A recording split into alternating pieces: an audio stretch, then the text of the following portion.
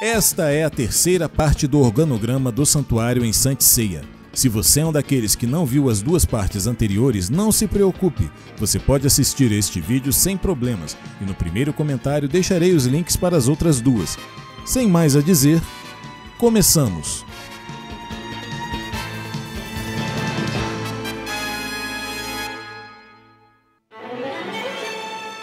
No próximo degrau da hierarquia do santuário, encontramos os guerreiros de elite, o posto mais alto do exército de Atena, ou como a enciclopédia Taizen os define, a presença mais poderosa em todo o cosmos, quero dizer, claro, os Santos de Ouro. Os Santos de Ouro estão nesta posição pois despertaram seu sétimo sentido e, como tal, são as peças-chave do exército de Atena, sendo os encarregados de executar as missões mais importantes.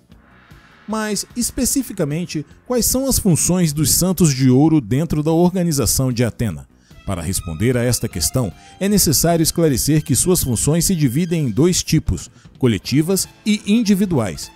As atribuições coletivas são aquelas que são dadas com um objetivo comum e que todos os Santos de Ouro devem cumprir juntos.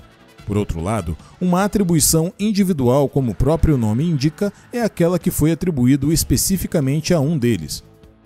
Agora, sabemos que ambos os tipos de missão são tão importantes que têm prioridade mesmo que surja um conflito grave, como quando ocorreu uma suposta rebelião dentro do santuário, já que era preferível enviar Santos de Prata em primeira instância, antes de retirar os Santos de Ouro de seus deveres. Então, quais são as tarefas que lhes foram atribuídas? Vamos começar com aquelas que eles fazem juntos. A primeira e talvez mais importante é proteger o santuário como último recurso, ou seja, em caso de invasão, caso o inimigo tenha ultrapassado as linhas de defesa dos soldados rasos e dos Santos de Prata, auxiliados pelos Santos de Bronze, serão eles que terão que enfrentar, se quiserem acessar aos aposentos de Atena. Para chegar até o local onde ela se encontra, existe apenas um caminho, no qual estão estrategicamente posicionados 12 templos, cada um guardado por um cavaleiro de ouro. Portanto, se um Santo de Ouro decidir sair do santuário sem permissão, poderá ser considerado um traidor. No entanto, existem situações extraordinárias para as quais poderiam ser enviados para diferentes lugares no mundo, mas apenas quando as circunstâncias que os rodeiam excedem as capacidades dos Cavaleiros de Prata.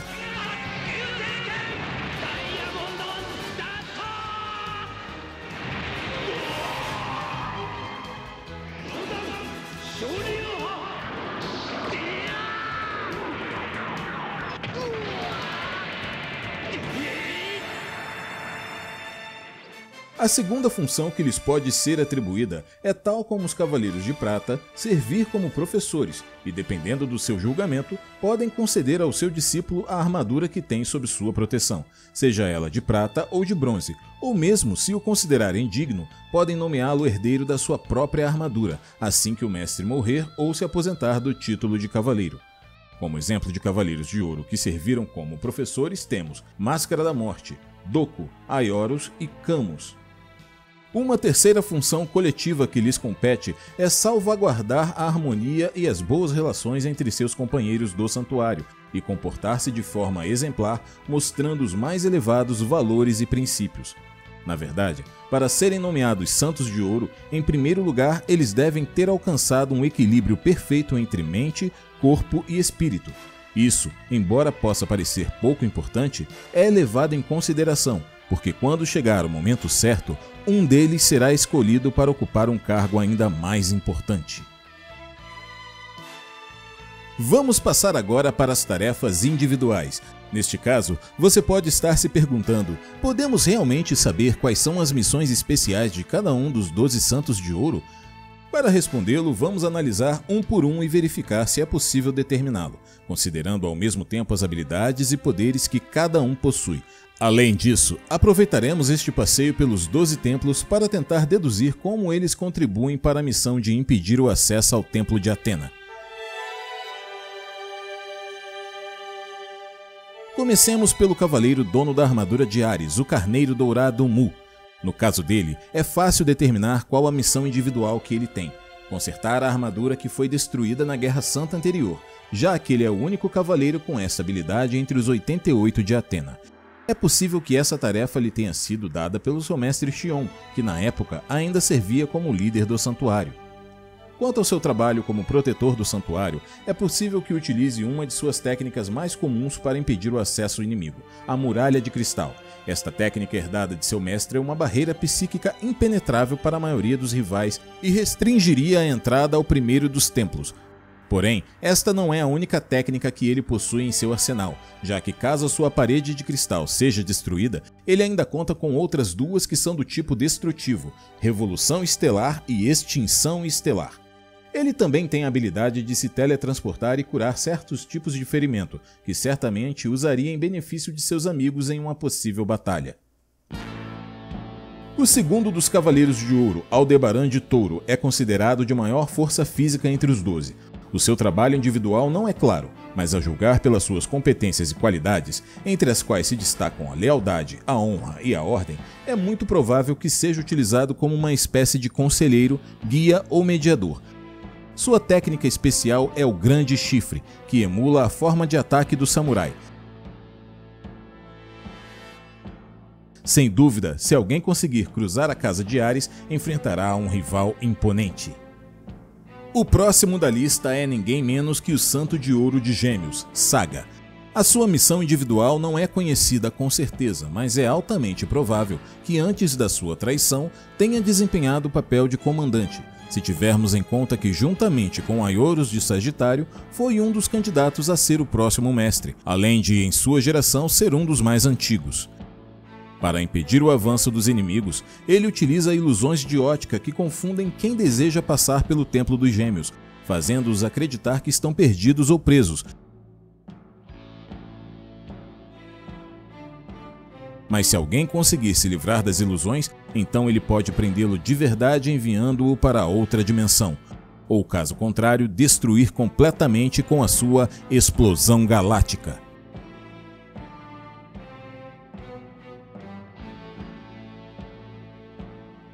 O santo com a constelação de Câncer é talvez o mais sombrio dos dourados, já que suas técnicas estão extremamente ligadas à morte. Ele é capaz de viajar para a colina do Yomotsu sem muitos problemas, que é descrita como a fronteira entre o mundo da superfície e o submundo dominado por Hades. Sem saber ao certo o motivo pelo qual possui essa habilidade, é muito provável que deva utilizá-la para conseguir um melhor controle do oitavo sentido, que permite aos membros do exército de Atena acessar os domínios de Hades sem experimentar a morte. Dado que Hades é o principal inimigo de Atena, não seria estranho se, em condições ideais, o Santo de Câncer se encarregasse de instruir os outros, junto com o do sexto templo, no uso do oitavo sentido. Da mesma forma, esta técnica pode ser utilizada para levar as almas dos invasores para aquele local e aprisioná-los lá por toda a eternidade. Aiolia, o Leão Dourado, é quem aparece em quinto lugar na lista. Além de ser um rival extremamente poderoso, é um santo que se destaca pela nobreza e consideração. Essas aptidões talvez o tenham levado a ter um papel direto nos métodos de treinamento dos candidatos a cavaleiro, uma espécie de tenente do exército. Na verdade, na história clássica não era incomum vê-lo perto dos soldados e dos campos de treinamento do santuário. Ele até esteve presente quando Seiya obteve a armadura de Pégaso, testemunhando seu encontro contra Cassius.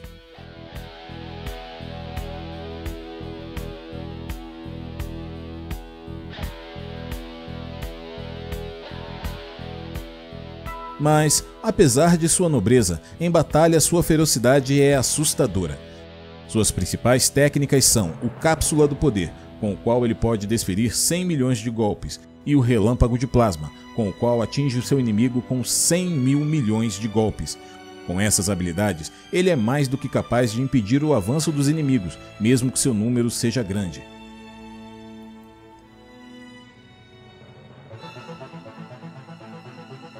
Chamado de mais próximo de Deus, este é o santo do Templo de Virgem, Shaka. Dado seu vasto conhecimento das verdades do universo, passa grande parte do seu tempo em meditação, com a qual consegue não só perceber as reais intenções das pessoas, mas também é capaz de antecipar e antever situações, sendo este o trabalho de grande utilidade no exército de Atena, pois permite antecipar ameaças que possam pairar sobre o santuário. Além disso, o Santo de Virgem tem sob sua proteção o Rosário de 108 contas, que permite que os espectros de Hades não retornem da morte. Quanto às suas técnicas, é preciso dizer que são implacáveis e quem nelas cai não pode esperar nada menos do que morrer. Desde o tesouro do céu, que restringe os sentidos do seu adversário, até a rendição divina, que exibe o seu tremendo cosmos, não nos deixam dúvidas de que se alguém conseguir chegar até aqui, o seu progresso terminará mesmo no meio do caminho para o Salão de Atena.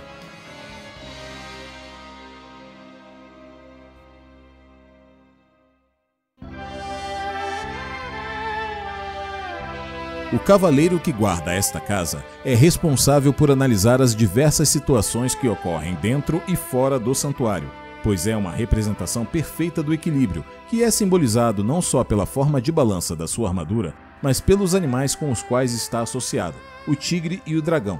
Muito provavelmente ele é um dos braços direitos de Atena.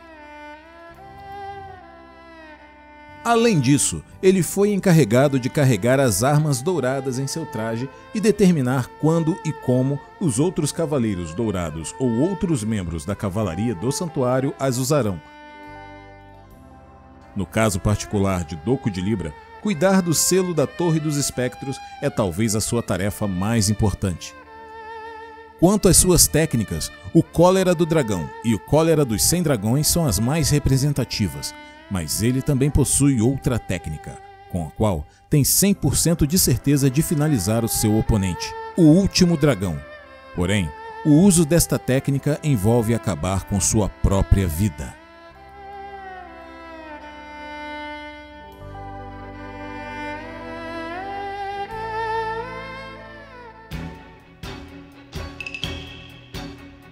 O oitavo Cavaleiro de Ouro, Milo de Escorpião, é um verdadeiro mistério. Além de ser uma pessoa que valoriza muito a amizade, pouco se sabe sobre ele. Portanto, é difícil determinar qual papel que ele desempenha no exército de Atena. Porém, em termos de suas habilidades, ele é possuidor de uma técnica capaz de imobilizar seus inimigos, a Agulha Escarlate. Se houver inimigos que consigam subir ao seu templo, com este ataque ele consegue detê-los, fazendo-os sentir uma dor intensa. Mas se o inimigo conseguir resistir às suas agulhas, será forçado a executar Antares, que é a picada definitiva do escorpião, com a qual seu rival morrerá inevitavelmente. Pelo contrário, se o inimigo decidir render-se e retirar-se do santuário diante da agulha Antares, o Santo de Ouro poderá utilizar uma técnica que anulará o ataque das agulhas anteriores.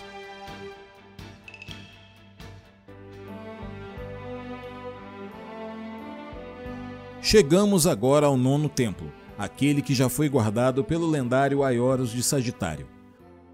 A função de Aioros pode ser deduzida a partir de suas próprias ações e considerando o comportamento dos santos de Sagitário de outras épocas, sendo este um conselheiro e guarda pessoal de Atena.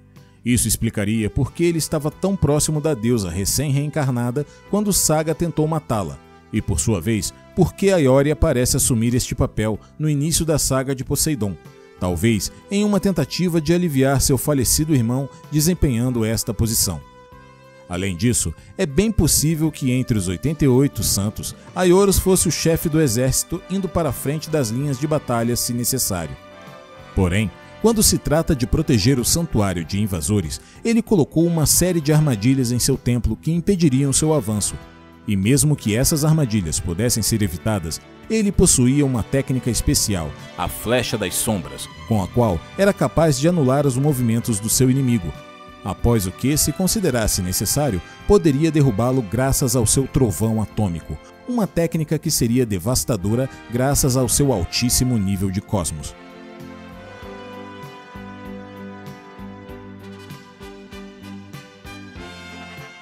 Outra prova do seu imenso poder é que as poderosas técnicas do seu irmão Aioria estão enraizadas nos ensinamentos e ataques aprendidos com Aioros.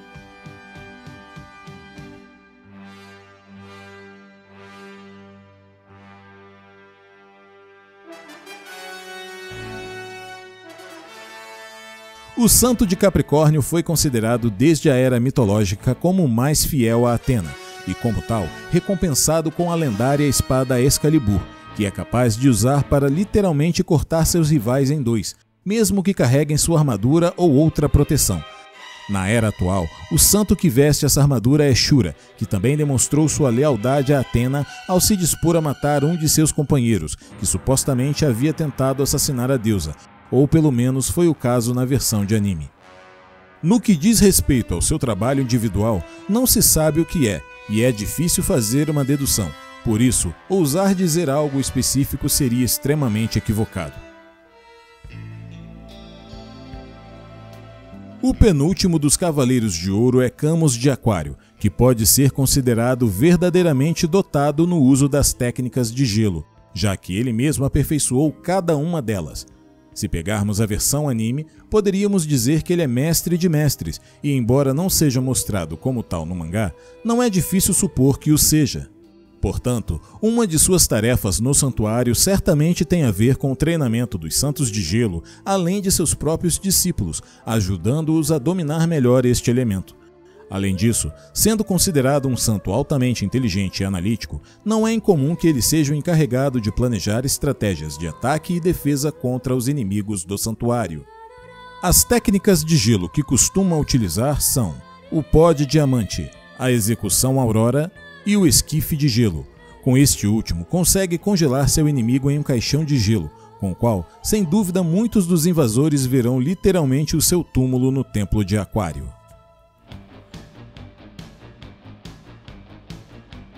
Este é o último santo que os inimigos encontrariam se tivessem derrotado os 11 anteriores, Afrodite de Peixes, que esconde o seu verdadeiro poder por trás de sua beleza. Suas técnicas de ataque baseiam-se no manejo de rosas, sendo essas de 4 tipos. As rosas adaga, que apunhalam o inimigo como se fossem facas, causando-lhe hemorragias. As rosas diabólicas reais, que eliminam os 5 sentidos. As rosas piranhas, que destroem tudo aquilo que tocam. E a rosa sangrenta, que perfura o coração de seu alvo e absorve todo o seu sangue. Tradicionalmente, os santos de peixe são cavaleiros solitários, pois para resistir ao veneno das rosas que utilizam, passaram por um processo de envenenamento do próprio sangue, o que coloca qualquer pessoa próxima a eles em perigo de morte devido ao veneno que eles têm dentro de seu corpo. Caso este guerreiro seja derrotado, o inimigo pode acreditar que alcançou seu objetivo de cruzar os 12 templos, mas atrás da Casa de Peixes existe mais uma defesa do santuário para impedir o avanço do rival em direção ao próximo edifício, o Caminho das Rosas. Anteriormente se acreditava que se tratava de uma estratégia do Santo de Ouro de que falamos, pois por se tratarem de rosas vermelhas envenenadas que cobriam o caminho, era fácil deduzir que eram as mesmas utilizadas pelo guardião do 12º templo. Porém, descobriu-se que se trata antes de uma defesa automática do santuário, que é ativada ao detectar uma presença inimiga ou invasão, de forma que quem conseguir chegar a tal local será vítima do veneno antes de poder atravessar esse jardim da morte.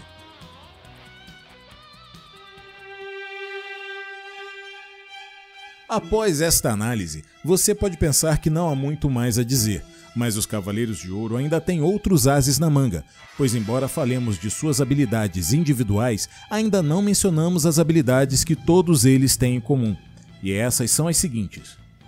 Como guerreiros que conseguiram compreender a essência do cosmos, o chamado sétimo sentido, são capazes não só de demonstrar enormes ataques como já vimos no caso de cada um, mas também de atingir velocidades impressionantes em combate, chegando até o clímax de uma batalha à velocidade da luz, ou seja, movendo-se a 300 mil km por segundo.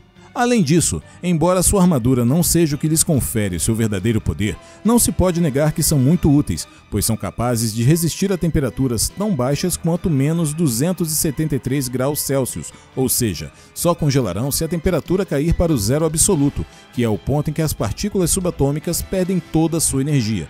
E ao contrário das armaduras de prata e bronze, a armadura dourada cobre praticamente todo o corpo do seu usuário, o que lhes confere um maior nível de proteção.